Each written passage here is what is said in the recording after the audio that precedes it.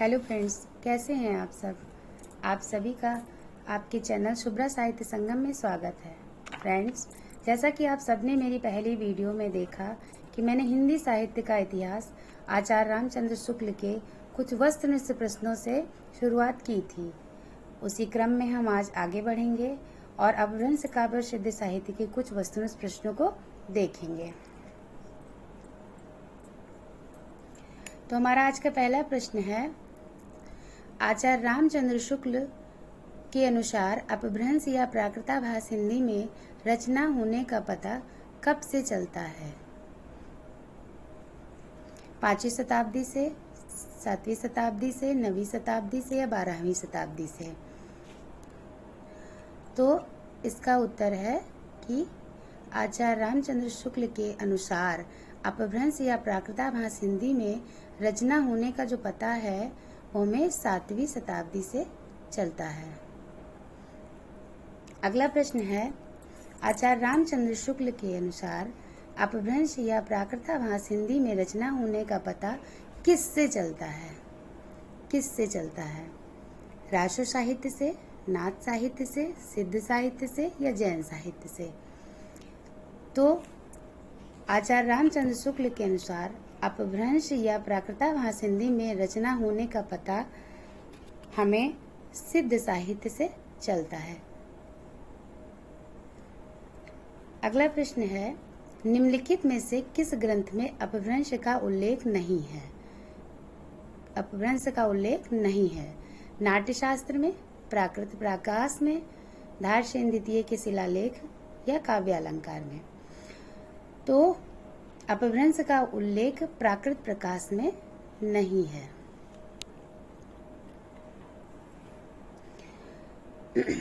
अगला प्रश्न है, प्राकृत प्रकाश किसका ग्रंथ है? भरत मुनि का, बरुचि का, पतंजलि का या विद्यापति का? तो प्राकृत प्रकाश बरुचि का ग्रंथ है। बरुचि का ग्रंथ है। अगला प्रश्न है कि हर्षचरित किसका ग्रंथ है? बाण का, भरत मुनि का, बरुचि का या पतंजलि का? तो हर्षचरित जो है वो बाण का ग्रंथ है। अगला प्रश्न है हमारा, श्रावकाचार्य किसकी पुस्तक है? देवसेन, सरपा, धनपाल या विद्यापति? तो श्रावकाचार्य देवसेन की पुस्तक है। अगला प्रश्न है, देवसेन किस साहित्य में से जुड़े थे? सिद्ध साहित्य, नाथ साहित्य, जैन साहित्य या बौद्ध साहित्य? तो देवसेन जैन साहित्य से जुड़े हुए थे।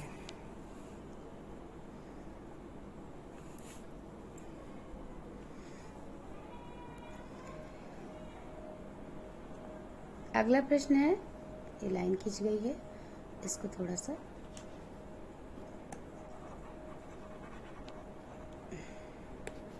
चलिए आगे बढ़ते हैं। अगला प्रश्न है, पुष्पदंत के आदि पुराण और उत्तर पुराण किस छंद में हैं? चौपाइयों में, दोहों में, रोलों में या कवित्तों में? तो पुष्पदंत के आदि पुराण और उत्तर पुराण चौपाइयों में वर्णित हैं। हमारा 9वां प्रश्न है, जसहरचर्यों का अन्य नाम क्या है? यशधर चरित्र, जसधर चरित्र, आदि पुराण या उत्तर पुराण? तो जसहरचर्यों का अन्य नाम है यशधर चरित्र। हमारा 10वां प्रश्न है, निम्नलिखित में से जैन ग्रंथ नहीं है? योग सागर, जसहरचर्यु, गयकुमारचर्यु या दोहा कोश? तो दोहा कोश इसमें से हमारा जैन ग्रंथ नहीं है। अब हम सिद्ध साहित्य के कुछ वस्तुनिष्ठ प्रश्नों को देखेंगे। हमारा पहला प्रश्न है, सिद्धों की संख्या कितनी मानी जाती है? तो सिद्धों की संख्या 80, 81, 83 या 84? तो सिद्धों की संख्या 84 मानी जाती है। हमारा दूसरा प्रश्न है, पा आदरार्थक पाद शब्द है, यह किसके संदर्भ में उपयुक्त किया जाता है? सिद्धों के लिए, नाथों के लिए, जैन या चारण के लिए? तो यह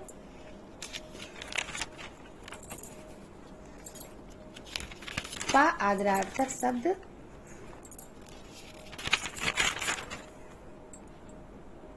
सिद्धों के लिए प्रयुक्त होता है। इसका आंसर है सिद्धों के लिए। तीसरा प्रश्न है हमारा, सिद्ध साहित्य के महाशुकवाद की दशा किसके योग से मानी जाती है? प्रज्ञा और उपाय, श्रद्धा और भक्ति, प्रेम और भक्ति, श्रद्धा और प्रज्ञा। तो महाशुकवाद की दशा प्रज्ञा और उपाय से मानी जाती है। पंचविडाल किस शास्त्र में निरूपित प्रतिबंध है? राशो, जैन, बौद्ध, लोक। पंचविडाल बौद्ध धर्म में निरूपित प्रतिबंध माना जाता है। हमारा अगला प्रश्न है, रत्नाकर जोपम कथा पुस्तक का संबंध है नाथों से, सिद्धों से, जैन से या राशों से? तो रत्नाकर जोपम कथा पुस्तक का संबंध हमारा नाथ से है या नाथों से है। हमारा छठा प्रश्न है, निम्नलिखित में से किसको आदिनाथ या आदिनाथ कहा जाता है? निम्नलिखित में से किसको आदिनाथ कहा जाता है? मीननाथ, जालंधर, ये जालंधर लिख गया है पर जलंधर है यहाँ पे। गोरखनाथ या नागार्जुन? तो जलंधर को आदिनाथ भी कहते हैं।